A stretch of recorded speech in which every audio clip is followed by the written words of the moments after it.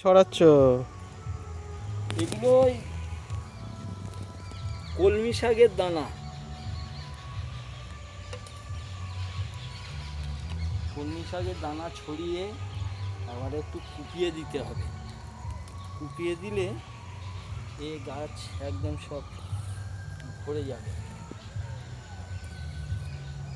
আচ্ছা, একটু কুপায়, এগুলো কুপাতে হয়, এগুলো এরকম খুশে দিতে হয়।